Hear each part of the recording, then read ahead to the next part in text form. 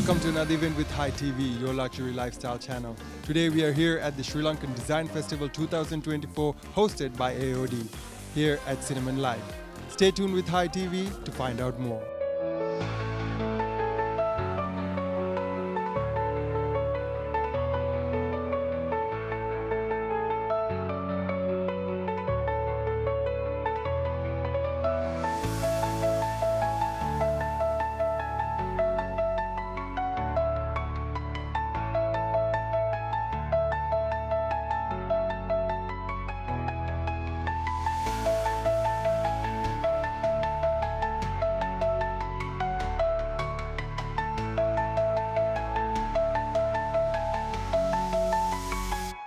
I'm here with His Excellency Andrew Patrick, the High Commissioner of Britain to Sri Lanka.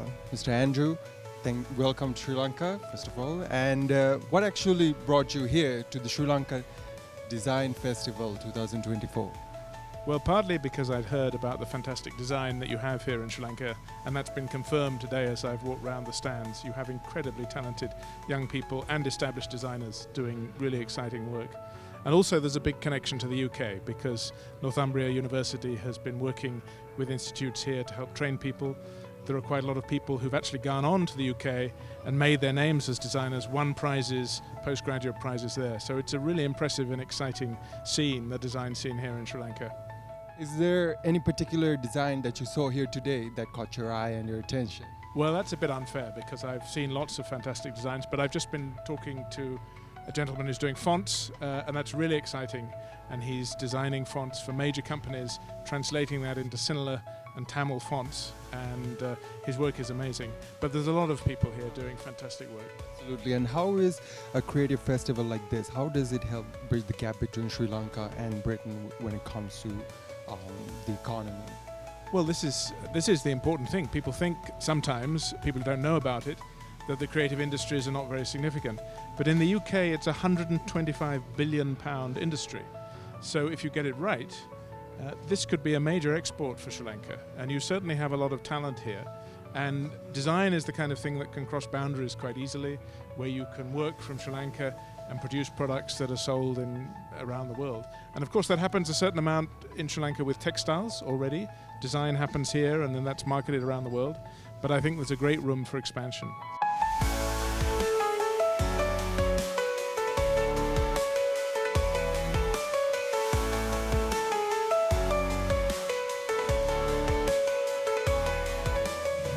I'm here with Mr. Douglas, the Chair of Fashion Foundation at UK. Mr. Douglas, can you tell us how significant is the Sri Lanka Design Festival 2024?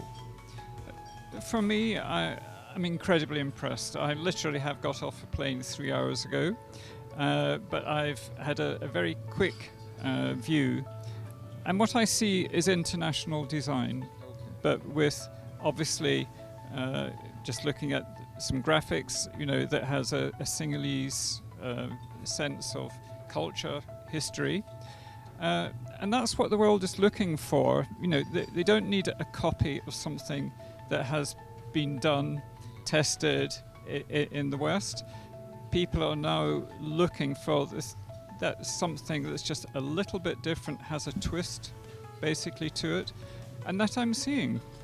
And I really have tremendous sort of support really for what is actually happening because Sri Lanka has, I know, been through tough times, but you've got a lot of amazing talent that working together with industry, the more commercial side of it, they can do some amazing work together that is desirable internationally, not just within the local community.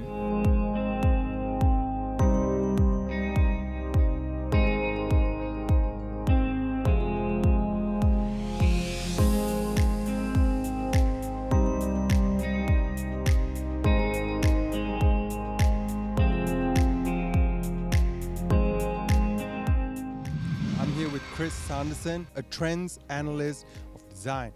Chris, at the Sri Lankan Design Festival, can you tell us about some trends that you perhaps saw emerging that are, of your interest?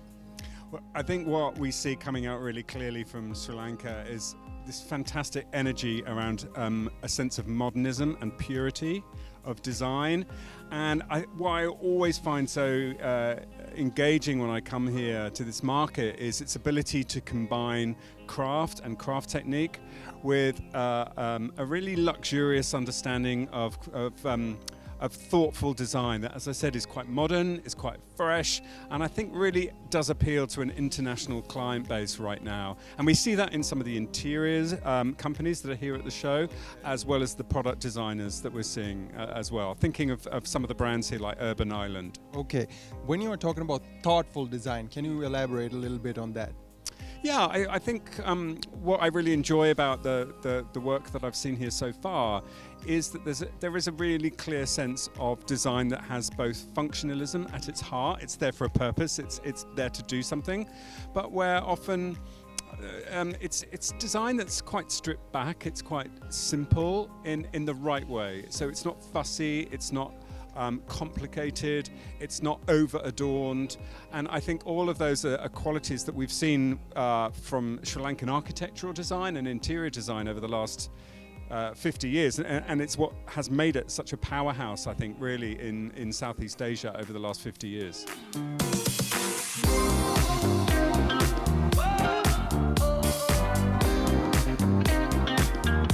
I'm here with Ruanti, an alumni of AOD. Ruanti, can you tell us about your work that you have done here today and what you're showcasing? I am this multidisciplinary sustainable fashion designer. At the same time, I'm exploring like other avenues of design, like how scent and sound can be part of design as well. So what I have here is this collaboration which I did with the European Marine Board, and I'm the artist in residence this year. And so I collaborated with the scientist, which is Dr. Asha, and both of us came together to talk about art in a way that we get people to really think about what we are doing to the ocean, and also how to sort of bring it closer to their hearts. And what I did was I tried to sort of express myself through prints. So in the backdrop you can see prints which was done with cyanotype technique, which is also known as solar printing. So, and also I worked with this international fragrance foam called IFF, and as a result I developed these scents which also communicates about ocean pollution and gives this very strong message.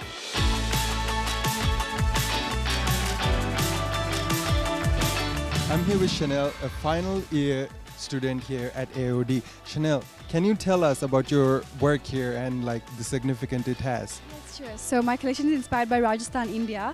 It's mainly about empowering women in India who have gender struggles, trauma, and just very absurd societal expectations. So I'm all about empowering women.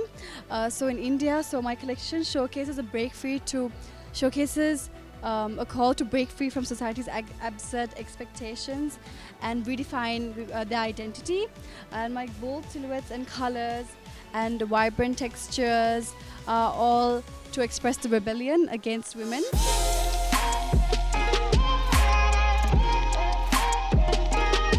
I'm here with Rooney, another final year student here at AOD.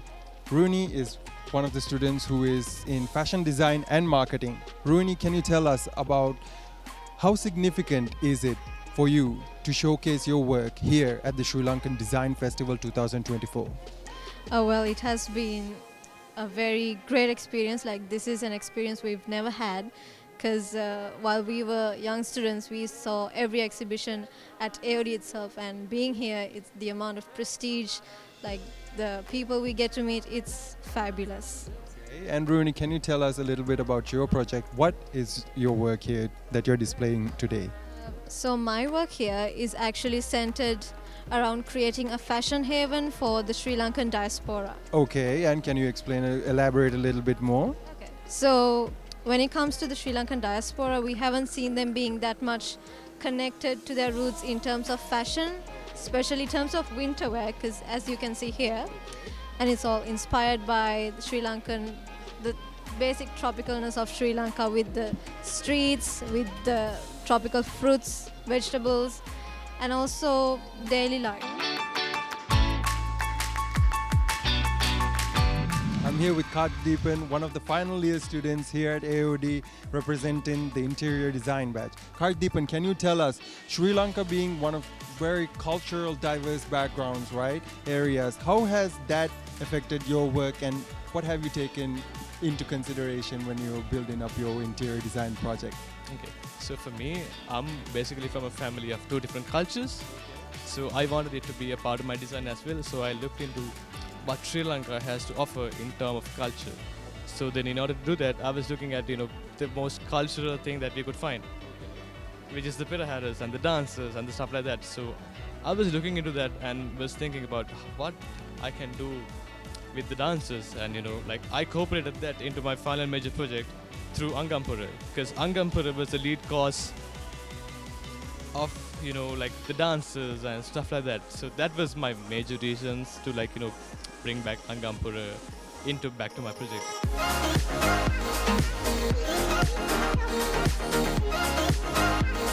I'm here with Drew, a final year student here at AOD from the animation batch. What is the industry here in Sri Lanka of animators or animations? How is that looking like, and how is your involvement with AOD helped you bridge the gap between them?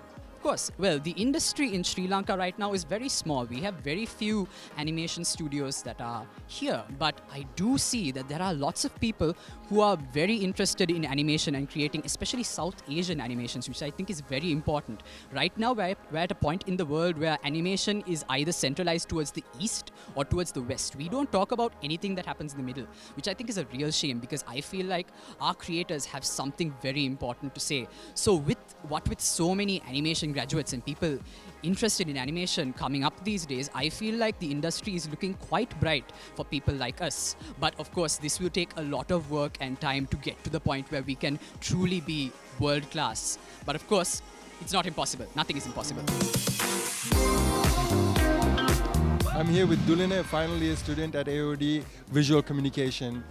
Dulan, can you tell us about visual communication and what it means to be in visual communication in 2024? In visual communication, it kind of encompasses not just one design field. So it kind of looks into stuff like advertising, illustration, publishing, different social media design. So the idea of this is basic communications.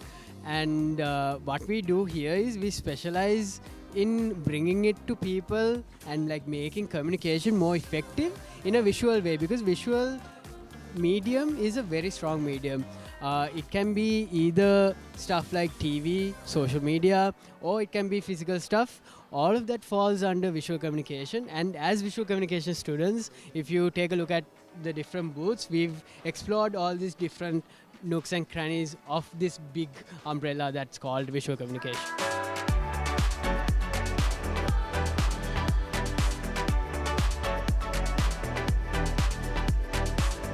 I'm here with Junkir, General Manager at Kane Cult. Junkir, can you tell us what brought Kane Cult to SLDF 2024? Sure.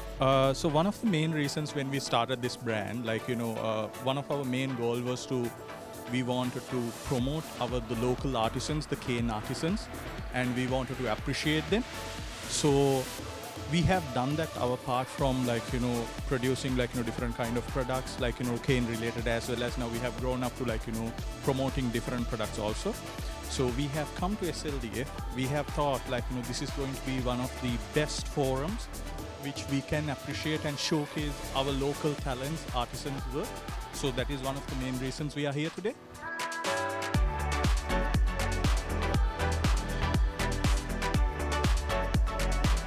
Lakmini, Head of Sales at Finco Trading. Lakmini, can you tell us why Hacker is here at SLDF 2024? Because we are so glad to be here, first of all, because we came here because we need the connection of the architects and interior designers. So kitchen plays a pivotal role in houses or villas or whatnot.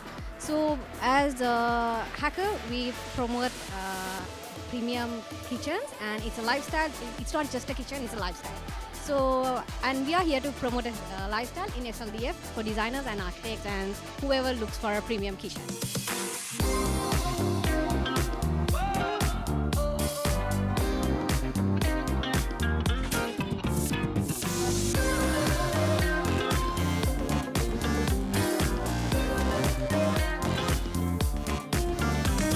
That's a wrap, folks. Thank our viewers for staying with us here tonight. My name is Adisha Chalanka, and until next event, take care.